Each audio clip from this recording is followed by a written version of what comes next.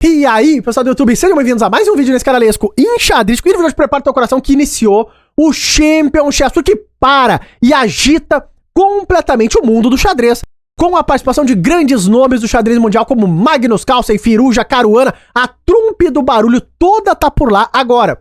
Vamos ver o que aconteceu nesse primeiro dia, nas quartas de final do Chess Tour no grupo dos vencedores. Porque hoje tivemos o combate, olha lá, entre Nepo e Magnus. Vou trazer a partida desse match, claro, o resultado atualizado no final do vídeo, quem passa para a semifinal. E tivemos uma partida marcante também no match entre Caruana e Firouzja, uma miniatura, uma partida que termina em apenas 9 lances. Olha o que aconteceu aqui. O Caruana colocou uma inglesa e o Firouzja jogou uma linha rara contra a inglesa, que é C6, D5 e Bispo G4. Só que, vocês sabem, o Caruana é um dos jogadores mais preparados em relação a aberturas do planeta, e aqui o Caruana tem uma preparação maligna. Fica de olho no que vai acontecer, ele joga cavalo E5, dá um tempo aqui nesse bispo, bispo F5 e agora dama B3. Claro, se o bispo sai rápido, B7 fica mais vulnerável. O Firouzja defendeu, olha lá, dama B3, e aqui inicia a malandragem. O Caruana toma em D5. O Firouzja nesse momento trocou as damas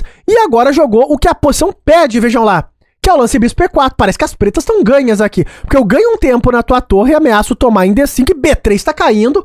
Foi abaixo a posição do Caruana. O inacreditável acontece a partir desse momento, porque aqui o Caruana joga este lance completamente inacreditável, que é a tomada em C6, dando uma torre completamente inteira. Vejam que o Firouzja gastou tempo no relógio pro próximo lance dele. Por quê? A ideia que parece que o Caruana quer aplicar aqui é que se eu tomar a torre, ele avança C7.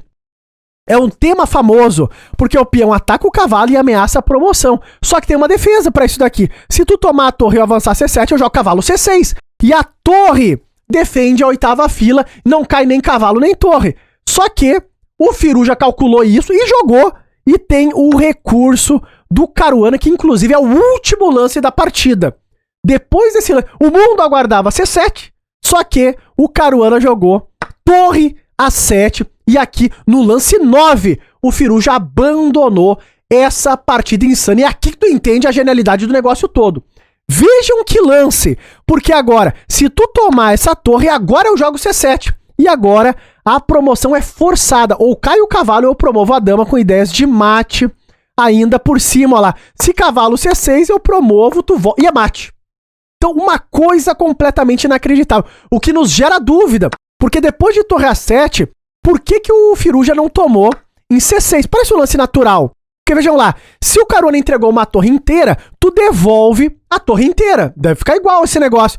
Só que não fica, porque aqui eu tomo, o rei tá trancado, então é quase mate, é um semi-mate, tem que voltar o cavalo para D8. Só que agora vem a cereja do bolo dessa variante, que claro, o Caruana já tinha preparado, é o lance E4, argumentando que agora as pretas estão com uma peça a menos, o bispo tá trancado aqui em H1. Rafael, como trancado, se eu posso tomar aqui, tu pode, mas agora com o lance E4, abre também essa diagonal pro bispo, e aqui tu vai perder o jogo de maneira forçada, olha lá. Eu jogo esse cheque, teu rei tá trancado, o cavalo tá completamente cravado, é forçado o lance bispo C6, só que agora eu tomo aqui e acabou a peleja, porque o cavalo segue cravado, e se tu tomar de peão, isso é mate, fim de jogo. No pior dos casos, tu fica com material a menos se tu não entrar nessa linha de mate. Então essa partida aí foi um escândalo total nessa primeira rodada. O pior de tudo é que o Caruana acabou perdendo esse match, tá? Foi no Armagedon, eles empataram 2-2 no ritmo rápido, levando pro Armagedon, onde o Firouzja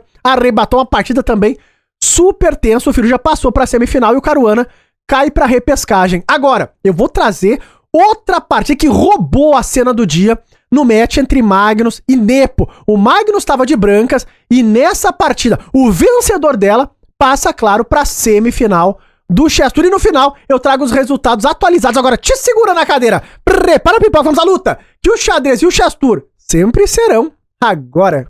Então, pessoal, aqui estamos nós, e de brancas é o norueguês Magnus Carlsen contra um dos seus arquirrivais, o russo Nepo, e nesta guerra o Magnus largou, foi ele mesmo, equatrino, favorito de Bob, e tal, o Nepo botou uma siciliana Najdorf, que vai fazer uma transposição depois de bispo E2 para uma dragão. O Nepo quer guerra, quer rock de alas opostas, quer luta, e o Magnus falou, se é guerra que tu quer, guerra tu terás, e jogou essa linha aguda, 1 milhão de graus, com G4, já preparando uma expansão aqui, vai pra cima do futuro rock curto do Nepo. Bom, o Nepo não se assustou, preparou o fianqueto dele, G5 chegou, agora cavalo H5, essa linha é um veneno.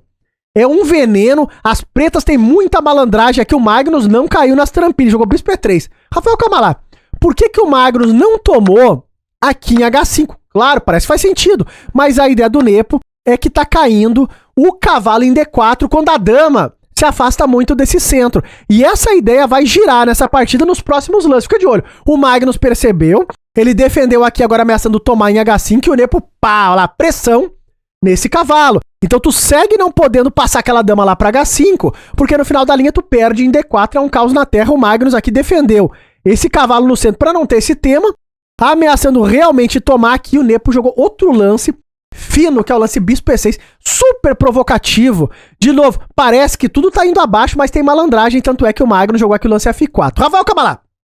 Por que não tomar aqui da mesma forma que a gente viu antes, já que não tem mais nada caindo aqui no centro? O problema desse é que a ideia do Nepo é com torre C8. E agora surge a ameaça de jogar cavalo B4. E aqui tu tá entrando com o cavalo e tá abrindo o bispo e a torre em C3. E é uma tática terrível. E a posição, segundo as máquinas, aqui é equilibrada. O Magnus não quer jogar pelo que ele quer ganhar. Então aqui ele jogou o lance F4, falou, vamos pra cima, não vou cair nenhuma trampilha. Ele prepara a ideia do F5 com os temas de enfraquecer esse cavalo. Tá meio estranho aqui no canto. O cavalo no canto sempre pode trazer desencanto. O Nepo jogou o da máquina, que é torre C8. De olho nessa ideia de abrir essa coluna sem algum momento, e o Magnus, pá, F5, e vamos, porque temos de ir.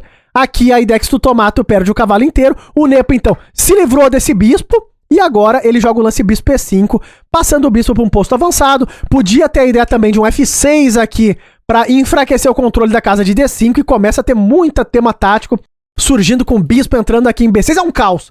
O Nepo centralizou o bispo dele, e agora o Magnus falou, não é possível esse negócio. Tomou esse cavalo aqui, e aqui ele jogou o da máquina, que é um lance difícil, cavalo D5 é o lance do Magnus. Meio mundo nessa posição tomaria em H5, que é uma imprecisão esse lance, porque aqui dá o contra-jogo que o Nepo quer, que é o lance cavalo B4, vejam lá, ele abre a torre, abre o bispo, ameaça o duplo, e se tu voltar pra zaga, agora tu pode levar até lances como torre e toma C3, olha que terror.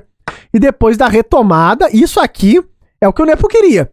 Queria que a posição bagunçasse mesmo, vai cair essa torre em A1. O Magnus não entrou nisso, ele viu que o tema gira em torno do cavalo em C3 e mandou o cavalo para um posto avançado que assusta.